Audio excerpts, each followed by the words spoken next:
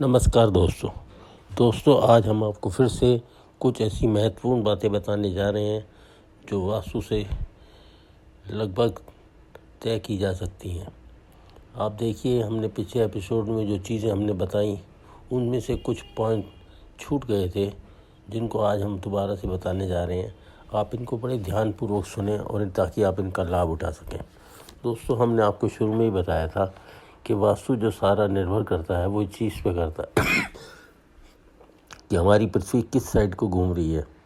कि पश्चिम से पूर्व की ओर घूमती है तो इसमें जो पॉजिटिव एनर्जी है वो इसी तरीके से दाखिल होती है। हम उसको अपना फेस उधर करके या अपने मकान को उधर बना के उस एनर्जी को वैसे ही कंज्यूम कर पाते हैं जिस तरीके से वो हमें दी गई है। आप ऐसा मान सकते हैं कि जैसे आप गाड़ी में बैठे हैं, गाड़ी चल रही है, जिधर को गाड़ी चल रही है उधर को मूव करके बैठते हैं तो आपको अच्छी फीलिंग्स आती हैं, अच्छी वाइब्स आती हैं। इसी तरीके से घर में भी हर चीज़ को एडजस्ट करने के लिए हमारे फेस वगैरह पे ध्यान देते हैं, कोनों पे ध्यान देते हैं ताकि हम उसका पूर्ण फ़ायदा उठा सकें। आप ऐसे समझिए कि जिस तरीके से लोगों ने इनको फैलाया है, बनाया है, पाखंड बना दिया, वो चीज़ें नहीं हैं। आप इन छोटी छोटी बातों को आप ध्यान रखिए तो ये चीज़ों का आप लाभ उठा सकते हैं। दोस्तों, हमने पिछली एपिसोड में बताया था जूतों के लिए कि जूते हमेशा पश्चिम या दक्षिण में रखने चाहिए, लेकिन वो तो चीज़ है ही पक्की।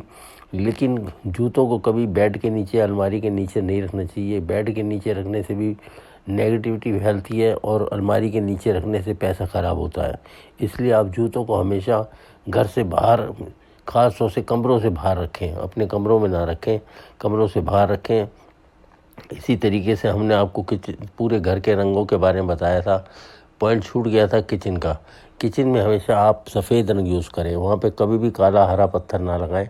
पत्थर भी सफ़ेद लगाएं और किचन का कलर भी सफ़ेद ही होना चाहिए दीवारों वगैरह पे, क्योंकि सफ़ेद रखने से वहाँ शांति बनी रहेगी। पहले ही वो आग का कोना है, आग वहाँ जल भी रही है, अगर आप वहाँ लाल या और रंग यूज़ करेंगे तो आग और भड़केगी। इसलिए उसको उतने ही उसमें रखना कंट्रोल में जितना हमें चाहिए। इसलिए हमेशा वहाँ पे ऐसे वैसे रंग यूज़ ना करें। इसी तरीके से हम आपको बता रहे हैं दुकान या फैक्ट्री में पानी हमेशा ईशान कोण में उत्तर पूर्व में ही रखना चाहिए, वहाँ बड़ा शुभ होता है। वो काम बिल्कुल सारे सही चलते हैं अगर इस पानी को हम वहाँ पे रखते हैं, क्योंकि वहाँ पे वो मंदिर का कोना बोला जाता है, लेकिन ज़रूरी नहीं है कि आप वो मंदिर बनाएं। उसको भी आप इसी तरीके से शुभ कर सकते हैं। वहाँ पे सफाई वगैरह रखें और पानी का इंतज़ाम रखें, पीने का पानी हो तो बहुत ही अच्छा है। ऐसे ही बिजली के मीटर जो है वो हमेशा अग्निकोण में लगे होने चाहिए। अग्निकोण मतलब दक्षिण पूर्व में, तो वहाँ फ़ायदा करते हैं। और अगर बिजली के मीटर आप कहीं और लगा लेते हैं तो उसी हिसाब से नुकसान करते हैं, तो बिल ज़्यादा आते हैं और आग भी लगने का खतरा बना रहता है। इन्वर्टर, जनरेटर, ये सब अग्निकोण में होनी चाहिए। टॉयलेट हमेशा फैक्ट्री वगैरह में अगर आपने बनाए हैं तो हमेशा दक्षिण या पश्चिम के साइड होने चाहिए, ये उत्तर पूर्व में नहीं होने चाहिए, फैक्ट्री में भी और उसमें भी। और इसी तरीके से हमने देखा है एक दोष बहुत बड़ा लग जाता है जिसको लोग अक्सर ध्यान नहीं देते। बड़ी मूर्तियाँ गणेश जी की या किसी की भी बड़ी मूर्ति 3 फुट, 4 फुट या 2 फुट की फैक्ट्री के एंट्रेंस पर लगा देते हैं। उससे क्या होता है कि जो मूर्तियां हैं, ख़ास तौर से गणेश जी की, इनकी पीठ भरी भारी होती है, इनकी पीठ के पीछे दरिद्रता है। ऐसी फैक्ट्रियां बंद हो जाती हैं किसी न किसी कारण, या तो कर्जे में डूब जाती हैं या बंद हो जाती हैं। इसलिए कभी भी कोई बड़ी मूर्ति आप फेस पे ना लगाएं, एंट्री करते ही लगाते हैं। हमने देखी है बदरपुर में एक बहुत बड़ी फैक्ट्री है, वो इसी तरीके से बंद हुई है। वो वहाँ पे उन्होंने 4-5 फुट की गणेश जी की मूर्ति लगाई हुई है और वो फैक्ट्री बंद हो गई है। 300 करोड़ रुपए आज उनके ऊपर कर्जा है। इसलिए आप बड़ी मूर्तियों से हमेशा बचें। अपनी फैक्ट्री परिसर में या घर में रखने से इनसे दोष लग जाता है।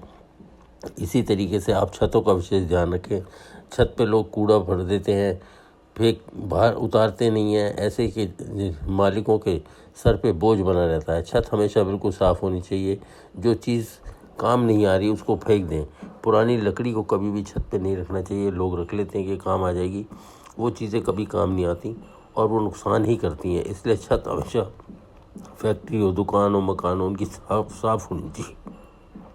इसी तरीके से मेन गेट का है, मेन गेट हमेशा बिल्कुल स्मूथली खुलना चाहिए, उसमें कोई आवाज़ खड़खड़ नहीं होनी चाहिए, वो ज़मीन पर रगड़ता हुआ नहीं आना चाहिए, उसमें किसी तरीके की कोई आवाज़ नहीं होनी चाहिए। कुंडियाँ जैसे चूँ चूँ चूँ चूँ करती हैं या खुलने में बंद होने में कब्ज़े चूँ चूँ चूँ चूँ करते हैं, वो आवाज़ें उसमें नहीं होनी चाहिए।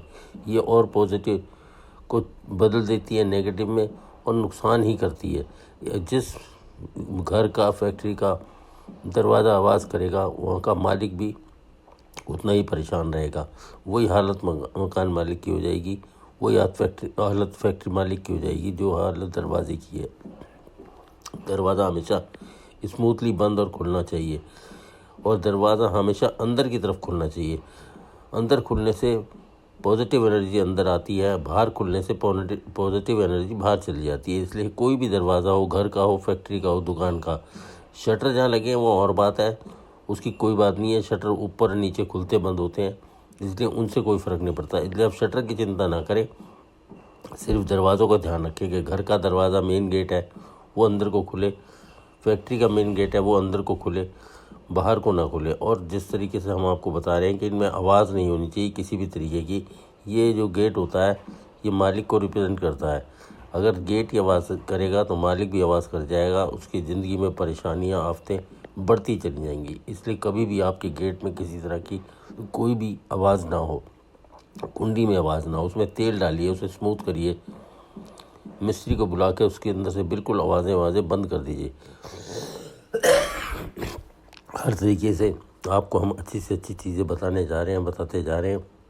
जो चीज़ें रह जाएंगी वो भी आपको बताएंगे। सीरीज़ बहुत लंबी है, सब काम की बातें बताई जाएंगी। आप इनको ध्यान में रख के इनका इस्तेमाल कर सकते हैं, लाभ उठा सकते हैं। और बहुत ही लंबी सीरीज़ चलेगी, बहुत सी बातें रिपीट भी की जाएंगी आपको लाभ के लिए। और बहुत सरल भाषा में हम बता रहे हैं, कोई इसको उलझा के नहीं बता रहे कि आप इसे कर सकते हैं नहीं। आप करेंगे तो आप लाभ उठाएंगे। हर एक चीज़ बताई हुई आप जैसे जैसे इस्तेमाल करके देखेंगे, जैसे जैसे करेंगे, आपको बहुत लाभ मिलेगा। आज के लिए इतना ही काफ़ी है दोस्तों।